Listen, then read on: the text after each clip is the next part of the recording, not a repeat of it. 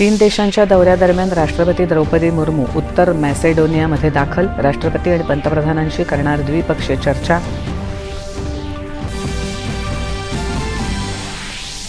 राष्ट्रपती द्रौपदी मुर्मू यांचा मोल्दोवा दौरा यशस्वीरित्या पूर्ण. राष्ट्राध्यक्षांशी भेट, शिष्टमंडळस्तरीय चर्चा, व्यापार मंचालाही केलं संबोधित. संसदेच्या पावसाळी अधिवेशनाच्या दुसऱ्या दिवशी आज दोन्ही सदनात महत्त्वपूर्ण कामकाज सूचीबद्ध.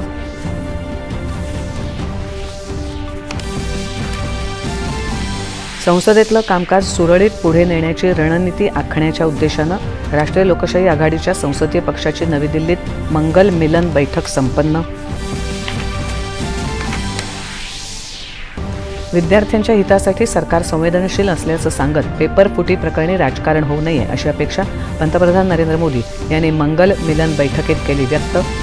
CJPच्या आंदोलकांचं वर्तन बेशिस्त, आक्रमक आणि हिंसक असल्याचं दिल्ली पोलिसांचं निवेदन. 118 पेक्षा अधिक पोलीस कर्मी जखमी. कॅनॉट प्लेस हिंसाचार प्रकरणी अज्ञात व्यक्तींविरोधात FIR दाखल.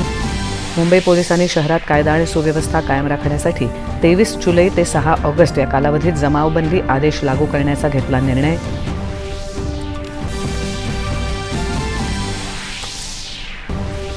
डेंग्यूवरील पहिल्या लसीला भारतीय औषध महानियंत्रकांची मंजुरी. क्युडेंगा नावाची ही लस टाकेडा बायोफार्मास्युटिकल्स या भारतीय कंपनीनं केली विकसित.